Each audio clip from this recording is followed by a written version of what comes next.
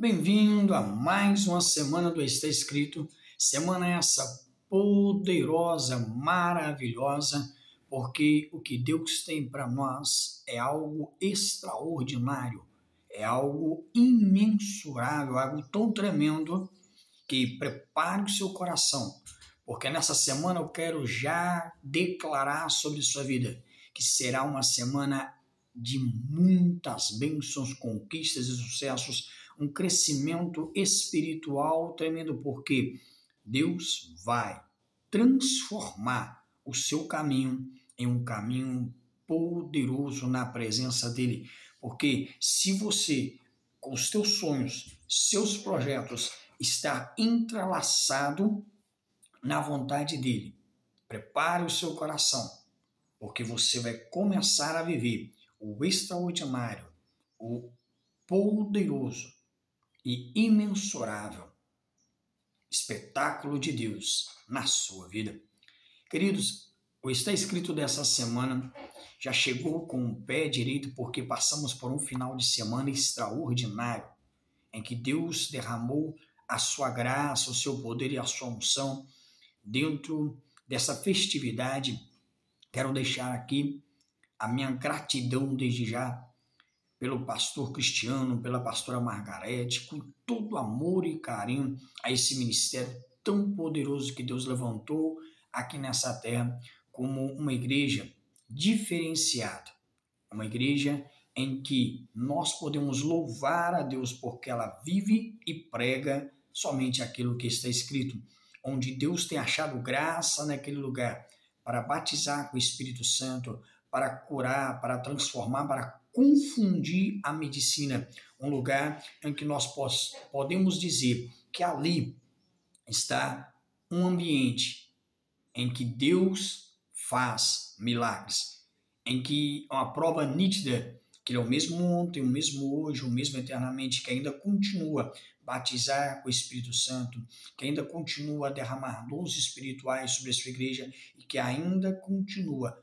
curando, libertando, transformando vidas, só porque alguém resolveu se colocar na brecha e achar graça diante de Deus, e Deus, olhando para esta casa, casa de oração Nova Canaã, achou graça naquele lugar para derramar a sua presença, a sua unção e o teu poder.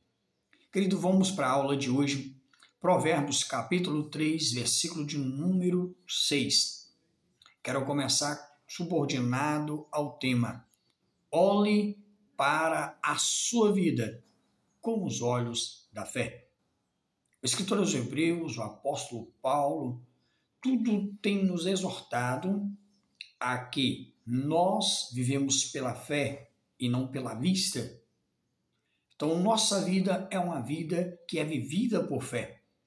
É uma visão extraordinária através da fé. O escritor aos Hebreus diz que sem fé é impossível agradar a Deus. E agora nós vemos Salomão, em Provérbios capítulo 3, versículo número 6, dizendo assim: reconhece-o em todos os teus caminhos, e ele endireitará as suas veredas. Reconhece-o em todos os teus caminhos. O que é caminho? Caminho é aonde o propósito da sua vida vai te levar. Cada propósito, ele te direciona a um destino. Destino esse que Deus tem para cada um de nós. Porque os sonhos dele são melhores e maiores do que o nosso. E ele tem um propósito em cada vida. Não é à toa que no capítulo 15 de João ele diz: não fostes vós que escolhestes a mim, mas sim eu que vos escolhi e vos designei para que vades e deis frutos. Então Deus tem um propósito em cada vida. Deus tem um plano, um projeto, mas para que esse plano e esse projeto seja notório na minha e na sua vida, é necessário com que nós o reconheçamos em todos os nossos caminhos.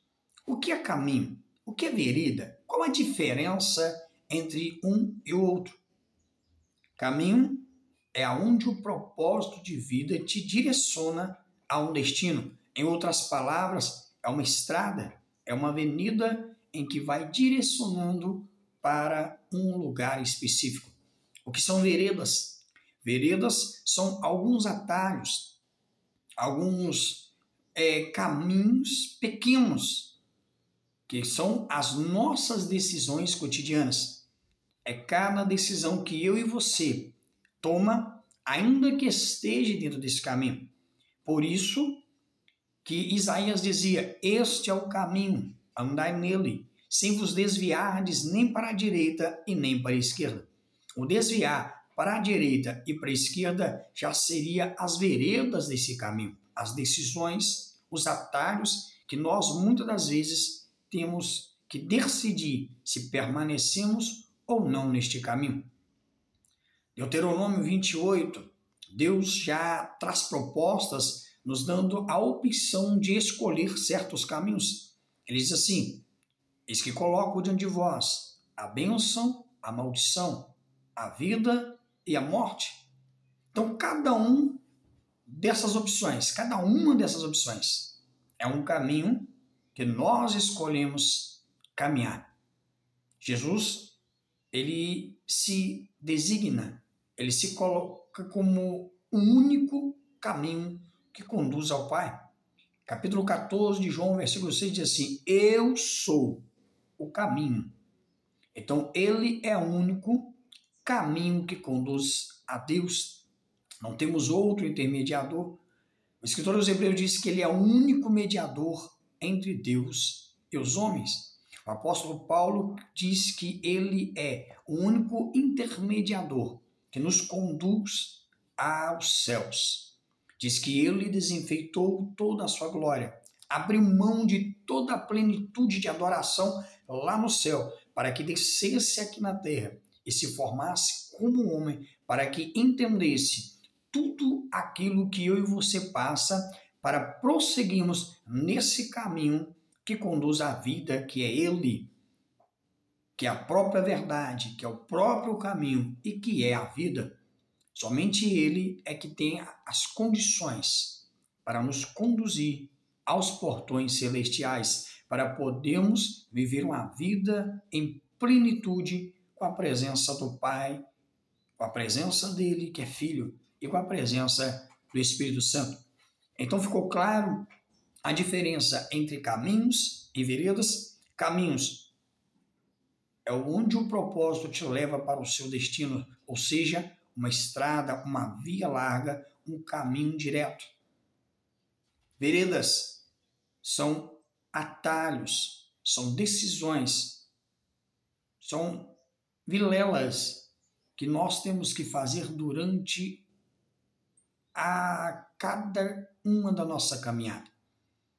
Mesmo estando no lugar certo, mesmo estando no caminho certo, é necessário com que o Senhor venha endireitando as nossas veredas, para nós não desviarmos nem para a direita, nem para a esquerda. Você já ouviu a expressão dizendo que, mesmo estando no caminho certo, fazendo aquilo que é certo, mas tomando decisões erradas e agindo de forma errada? Isso é as nossas veredas. São cada decisões que nós tomamos que muitas das vezes erramos, mesmo que o nosso propósito, mesmo que o nosso intuito seja caminhar no lugar certo. Então, mesmo estando no lugar certo, muitas das vezes tomamos decisões erradas. E é sobre isso que eu quero compartilhar e aprender com você aqui hoje.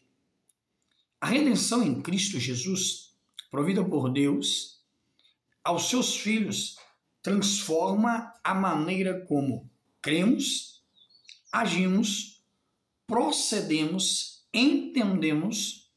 Em outras palavras, transforma nossa fé em comportamento, ou seja, uma cosmovisão. Tiago diz que a fé sem obras, ela é morta, e que a obra sem fé, ela também é morta. Então é necessário termos fé e também que as nossas obras, os nossos comportamentos condizem com aquilo que nós proferimos. Não adianta nós falarmos que estamos no caminho, se as nossas veredas, que é as nossas decisões, não condizirem com aquilo que está escrito. Porque se o nosso comportamento, se o nosso alvo não for os céus, ou mesmo que o nosso alvo, na nossa mentalidade, seja o céu, mas se houver uma incoerência entre a nossa vida comportamental e entre o nosso interesse, não vai ficar legal, vai dar ruim, porque não vai bater com aquilo que nós queremos chegar, ao destino que nós queremos chegar. Por isso é necessário que o nosso propósito se encaixe dentro do caminho, para chegarmos no destino que Deus tem reservado para cada um de nós. Olhar para a vida com os olhos de Cristo deve ser um dos nossos principais alvos. Olhar para o caminho com os olhos de Cristo. Todo o Sermão da Montanha, do capítulo 5 ao capítulo 7 do Evangelho de Mateus, nós vemos o próprio Cristo nos ensinando a como viver de acordo com os olhos dele, a como viver como ele andou. Há vários livros que escrevem subordinados a esse tema. Como Jesus faria se estivesse em nosso lugar? Como Jesus agiria se estivesse em nosso lugar? Esse é o pensamento. O apóstolo Paulo diz que nós temos a mente de Cristo. Ele disse como entender a mente de Cristo. E mesmo ele tendo essa dúvida, como entender a mente de Cristo, ele nos diz que nós temos a mente de Cristo. Por isso que ele escreveu que haja em vós o mesmo sentimento que houve em Cristo Jesus. Por isso que é necessário nós olharmos para a vida com os olhos de Cristo. Esse deve ser o principal foco da nossa vida. No capítulo 3 do livro de Provérbios, nós encontramos este convite associado a uma promessa. O capítulo inicia com uma convocação. Que convocação é essa? Uma abordagem que ele fala para nós assim, que não esquecemos do ensino do Senhor e guardá-los em nosso coração. Versículo 1 ao versículo 4, que diz assim: Filho meu, não te esqueças da minha lei, e o teu coração guarde os meus mandamentos, porque eles aumentarão os teus dias e te acrescentarão anos de vida e paz. Em outras palavras, de paz e prosperidade para a sua vida. É por isso que confiar no Senhor é necessário. Confiar no Senhor é o início de um relacionamento com Ele. Salmista Davi, Salmo 20, versículo 7, diz assim: uns confiam em carros, outros em cavalos, mas nós faremos menção do nome do Senhor nosso Deus.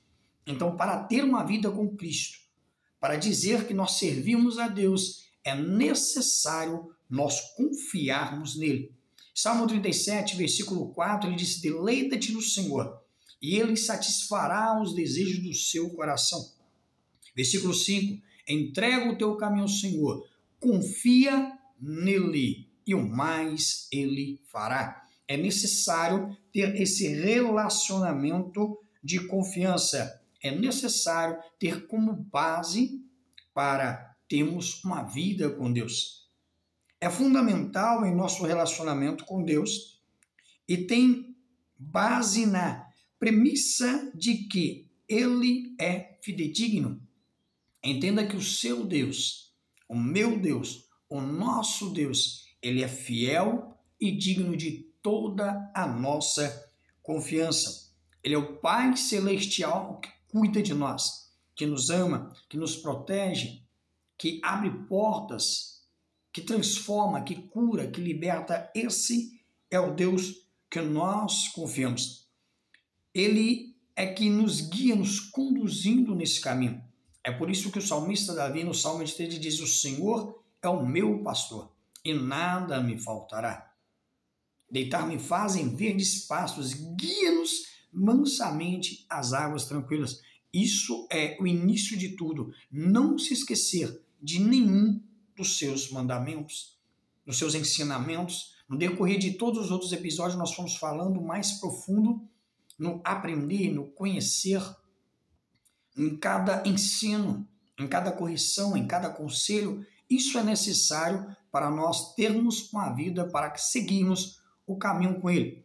Logo depois, no versículo 5, ele tem um novo chamado. E o chamado, embora novo, mas é bem semelhante, dizendo assim: confia no Senhor de todo o teu coração e não estribes em vosso próprio entendimento. Jeremias 17 diz que enganoso é o nosso coração e quem o conhecerá? O entendimento do homem é falho. O entendimento do homem, ele traz confusão para si mesmo. Porque a Bíblia diz que toda sabedoria humana é loucura perante Deus. Então, no nosso próprio entendimento, o que seria isso? O entendimento do homem, meu, o seu, de todos nós, ele é limitado. Nós só conseguimos enxergar aquilo que está apenas diante dos nossos olhos. Apenas o estereótipo, a vantagem momentânea, aquilo que traz somente para nós algo raso. Mas Deus tem um profundo para nós. O nosso pensamento, o nosso entendimento, o nosso conhecimento, ele é limitado, falho e sujeito a erros. Mas por que isso? Porque 90% das vezes nós somos guiados pelas nossas emoções e sentimentos. E as emoções e os sentimentos, quando tomam conta da nossa vida, nós perdemos a direção, perdemos o controle do nosso raciocínio lógico. E quando perdemos esse controle, as coisas desandam, porque aí nós começamos a sair fora do caminho e começamos a nos perder em cada vereda da nossa vida. É imperioso, então, que ele deva ser iluminado pela palavra de Deus e dirigido pelo Espírito Santo. Em Romanos capítulo 8, versículo 9 ao 16, mergulhe nessa palavra e você verá cada direção que Paulo dá, mostrando que nós precisamos ser direcionados pelo Espírito Santo em cada decisão, em cada projeto. Por isso, a cada momento da sua vida, se encaixe dentro deste quadro em que Deus, através da presença do Espírito Santo, através da sua palavra, irá guiá-lo em cada uma das suas decisões. Quer ter uma decisão positiva, certeira na sua vida? Seja sensível à voz do Espírito Santo.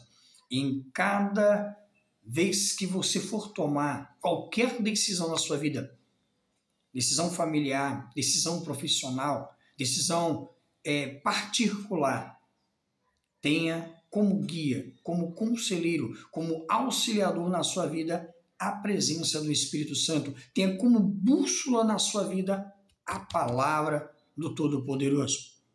Pois bem, versículo de número 6 diz assim: e finalmente ele começa a dizer assim para nós: reconhece-o em todos os teus caminhos e ele endireitará as suas veredas. Quando nós vemos a figura do pastor, ele tem a vara e tem um cajado.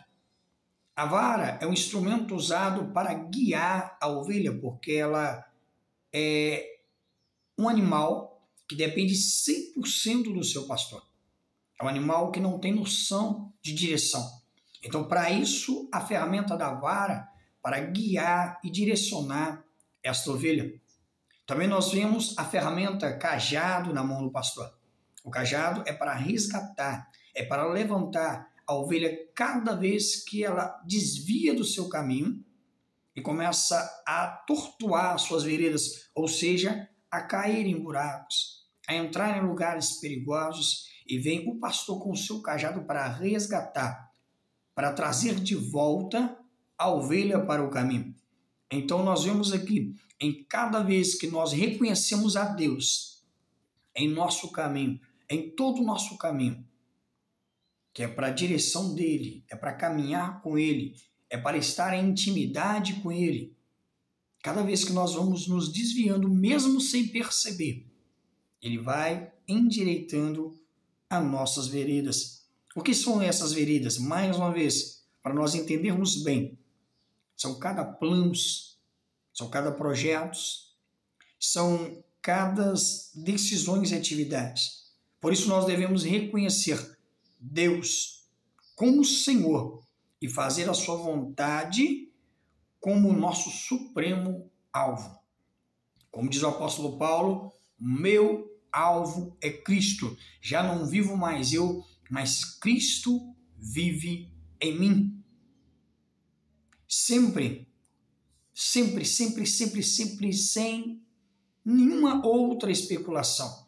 Sempre buscando a direção. Através de quê? Através daquilo que o apóstolo Paulo, em Filipenses, no capítulo 4, versículo 6, nos diz: em cada oração, em cada súplica e em cada ação de graça.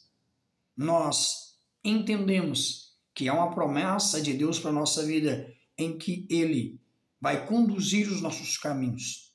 Isto é, nos levar em direção ao nosso destino, que é o céu.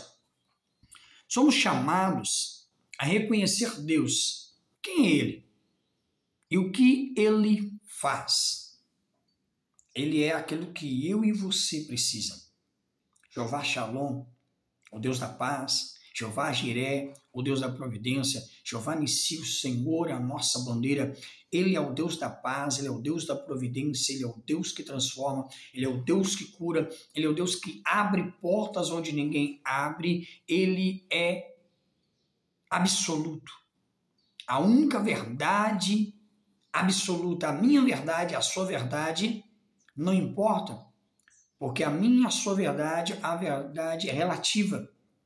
Mas a verdade que é Cristo é a verdade absoluta. Por isso que nós devemos descansar e confiar nele de maneira sobrenatural, sem preocupações, deleitarmos, ou seja, descansarmos e fazermos dele o nosso abrigo, o nosso socorro, a nossa fortaleza. É por isso que o salmista, no Salmo 91, ele disse que nós devemos nos esconder diante do Altíssimo. Aquele que habita no esconderijo do Altíssimo, a sua sombra, a sombra do Onipotente, descansará. Mas para isso, nós temos que andar nos seus caminhos e clamar por ele para endireitar as nossas veredas. E é preciso enfatizar aqui que é em todos. A palavra todos significa que em cada uma das nossas decisões, dos nossos propósitos, dos nossos sonhos, dos nossos planos, em tudo, em todos os momentos, Deus está conosco para nos direcionar, para nos guiar, para nos aconselhar, para nos instruir em sua palavra. Algumas lições poderosas nós aprendemos aqui nesse texto. Primeiro, que nós devemos reconhecer, que foi o que nós mais falamos até agora, que Deus faz em nossa vida. É preciso confiar nele. O ensino é claro, antes de reconhecê-lo em todos os nossos caminhos, é preciso confiar no Senhor. O que é confiar no Senhor? É princípio de relacionamento. Mais uma vez volto a dizer, é impossível haver uma intimidade no relacionamento sem uma ferramenta chamada confiança. Para um relacionamento conjugal entre um marido e uma mulher, só dá certo se houver confiança. Para um bom relacionamento entre um pai e um filho, entre uma mãe e um filho ou uma filha, é necessário haver confiança.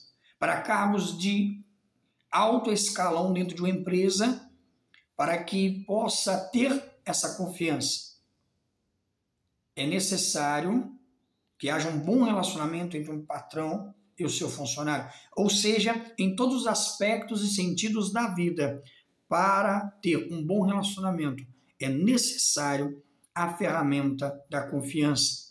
E confiar no Senhor significa ouvir, seguir a sua voz em todas as circunstâncias e aspectos da vida, mesmo nos momentos mais difíceis, ainda que nós não entendamos, ainda com que nós não conseguimos compreender, é necessário se submeter à vontade de Deus, que é boa, perfeita e agradável. Porque aquilo que hoje pode ser dor, incômodo para mim e para a sua vida, pode ser um livramento e uma porta aberta para um propósito maior lá na frente. Então, ou seja, confiar é ter a sua palavra como verdade absoluta e final, digna de toda obediência. É adorar ao Senhor, mesmo quando passamos pelos dias escuros, pelos dias difíceis. E assim fazemos, porque confiamos e descansamos nele. Então entenda, para ter um bom relacionamento com ele, é necessário você entrar pelo princípio da confiança. Como diz o escritor aos Hebreus no capítulo 4, versículo 16, entra com confiança, com ousadia, diante do trono da graça, porque lá você terá em quem descansar, em quem se abrigar, em quem te estender as mãos, porque as mãos do Senhor não estão encolhidas para que não possa salvar, e nem os seus ouvidos tampados para que não possa te ouvir. Foi o que Deus falou para nós, através do profeta Isaías, no capítulo 59. Agora, o segundo passo: olhe para os fatos da vida com os olhos da fé. O que é fé? É o fim e fundamento das coisas que se esperam e a certeza das coisas que não se veem. O escritor dos Hebreus, no capítulo 11, ele começa o capítulo falando sobre fé. E andar em fé é andar como se nós estivéssemos com os nossos olhos vendados sem enxergar, mas em outro lado, no colo, nos braços do nosso Pai Celestial, descansados, sem preocupação, como uma criança que se abriga no colo da mãe, porque sabe que lá terá segurança, terá proteção, terá cuidado, alimento, tudo que a criança precisa, ela tem quando ela está no colo da mãe. Assim somos nós, quando entramos com total confiança diante de Deus. Assim, nós veremos e reconheceremos o Senhor através dos seus planos, dos seus propósitos, de cada oportunidade, de cada conselho, de cada disciplina, em todos os nossos caminhos. E assim fazendo, nós temos uma belíssima promessa. Que promessa é essa? Ele irá endireitar os nossos caminhos. Como já disse do cajado, como um bom pastor, que ele é o bom pastor, ele vai consertando aquilo que nós começamos a fazer, que tinha tudo para dar errado, tinha tudo para atrapalhar. Até aquilo que se transformaria em maldição, ele faz ela se converter em bênção para a nossa vida. Porque ele começa a colocar aquilo que é torto, reto novamente. Por isso não precisa você acreditar na palavra que muitos dizem por aí, que aquilo que é torto não se endireita. Na presença do carpinteiro Jesus, até o pau que é torto, ele endireita. Ele tem o poder de endireitar perdoa a expressão da palavra, mas cada burrice, cada tolice que nós fazemos no nosso dia a dia. Ele tem o poder de endireitar, de transformar e de colocar aquilo que estava perdido como novo de novo, fazendo com que nós venhamos, em cada decisão nossa, corrigirmos para que ela venha se endireitar e nós possamos aprender a ter decisões assertivas no nosso dia a dia.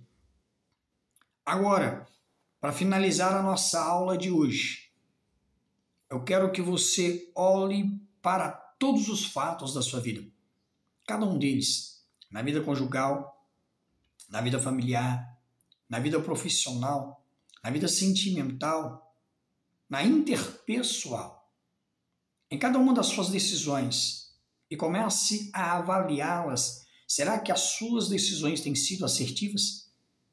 Será que em cada uma de suas decisões você tem colocado Deus como centro? Você tem tido uma vida cristocêntrica? A Bíblia diz que o caminho do ímpio são caminhos tortuosos, que o orgulho, a altivez, a soberba tem feito eles terem caminho de destruição e se afundarão cada vez mais. Mas para aqueles que colocam o seu caminho no caminho de Deus, será uma vida de bênção, de paz e prosperidade, de portas abertas. Não que não passaremos por dificuldades, não que não passaremos por aflições, porque está escrito que muitas são as aflições do justo, mas em todas Deus o livrará. Que ainda que o justo caia até 7 vezes, toda ela Deus colocará de pé novamente. Mas mesmo em meio às dificuldades, nós temos um Deus que nos promete cuidar de nós. Que ainda que passares pelas águas, elas não te submergirão. Ainda que passares pelo fogo, a chama não arderá em ti, porque o Senhor dos exércitos está com você, está comigo, está com todos nós. O Senhor dos exércitos está conosco, e o Deus de Jacó é o nosso refúgio. Então olhe para cada fato da sua vida, com os olhos da fé a partir de hoje, deleitando nele, descansando nele, confiando nele, e veja o que Deus está fazendo em sua vida em cada detalhe. Apresente diante dele as suas ansiedades através da súplica, do clamor, da gratidão, das orações, das suas petições. E tenha certeza que a paz que excede todo entendimento inundará a sua alma. E entenda, ouça o que Deus está falando com você. Seja sensível à sua voz. Entenda que o que Ele tem para você é algo muito melhor do que o que você tem. Então não ande segundo o seu entendimento. Não deixe que o seu entendimento seja entebrecido, obscurecido, bloqueado. Não permita que o inimigo coloque venda nos seus olhos, mas se submeta à vontade dele. A minha oração para você hoje, para todos nós hoje, é que o Senhor venha tirar essa venda dos nossos olhos, essa escama dos nossos olhos, e assim como foi com o moço de Eliseu, que nós venhamos ver, que nós venhamos enxergar que maior é o que está conosco do que o que está no mundo. Então que vale a pena nós caminharmos em direção ao caminho que Ele estabeleceu para nós, para entrarmos dentro do propósito que Ele tem para nós, para que Ele venha endireitar as nossas veredas dentro desse caminho, e nós possamos alcançar o alvo que é Cristo e o destino que é o céu. Que Deus em Cristo te abençoe e prepare seu coração, porque o que Deus tem reservado para nós dentro dessa maratona, não perca nenhum episódio, porque Deus, através dessa maratona de provérbios, vai transformar as nossas veredas tortuosas em caminhos retos. Que Deus em Cristo te abençoe e até amanhã, em nome de Jesus.